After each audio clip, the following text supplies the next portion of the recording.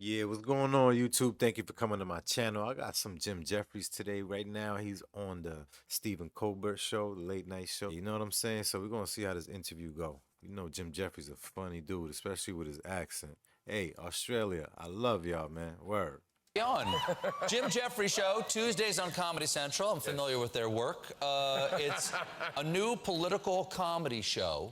Yes. Do you think people want to hear jokes about their politics? Really? Right.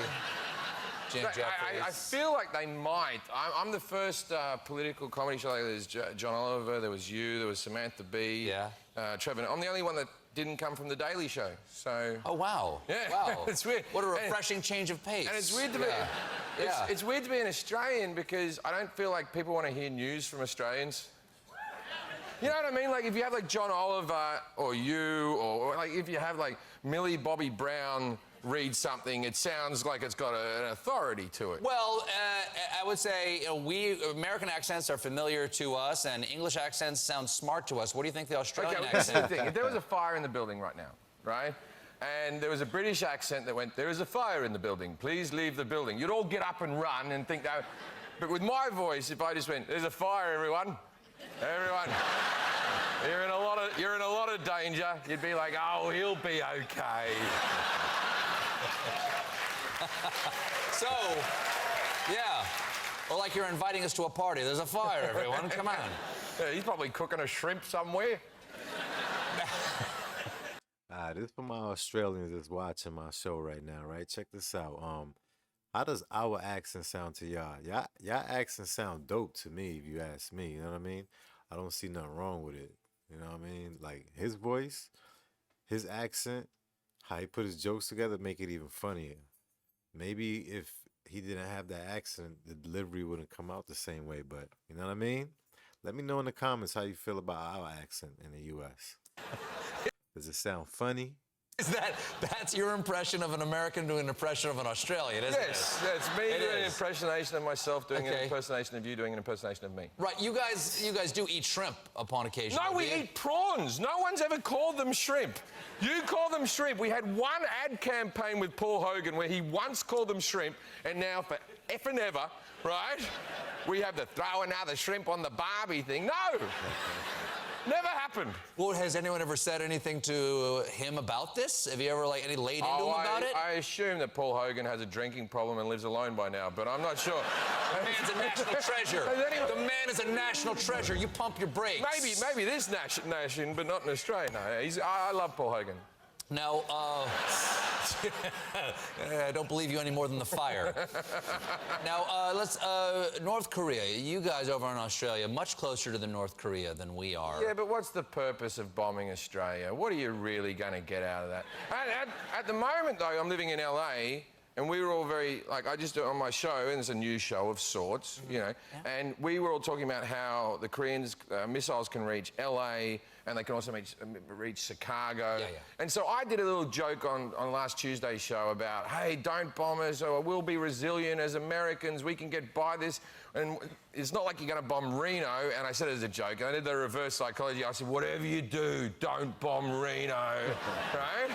I did this whole thing, and then I said, don't bomb these coordinates, and I said the coordinates, right? Now, Of Reno, Nevada? Well, I didn't actually say this is the whole thing, because you have a legal department. Every time you write a joke, you know, there's a lawyer that looks at the joke. Right, because lawyers and then- know funny. Yeah, They and know then funny. and the lawyer for Comedy Central went, "Oh, you've just given the exact coordinates of Reno. Can you do 40 miles outside? Because if North Korea bombs Reno, then you'll be responsible." And this is the weird thing. So we gave it 40 miles outside. I'm probably blowing up Area 51 now. I don't know. Right? Or Carson City or someplace Well, like this that. is the whole thing. The option I was giving Reno before is they'd all die instantaneously, right? Now they're going to have radiation poison. And it's going to be a slow, painful death, which is what most people in Reno go through anyway. Right.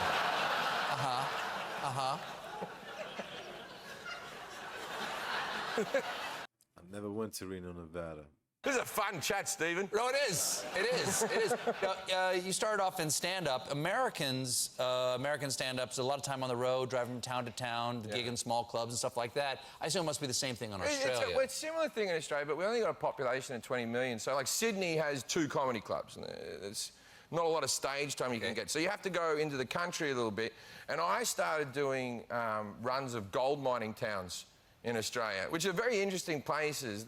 Everyone's earning a lot of money, but there's like 9 men to every 1 woman in every one of these towns. So literally, you gig at a gold mining town? A gold mining town, just like a big hole. We haven't had like those since the late 19th century. Well, Well, he got it from the mud, started from the bottom. You have coal miners. Trump's been talking about them a bit. I don't understand the whole coal miner thing. It's like coal miners are losing their jobs. They're already miners. Just dig for something else. Like, how long is this refresher course?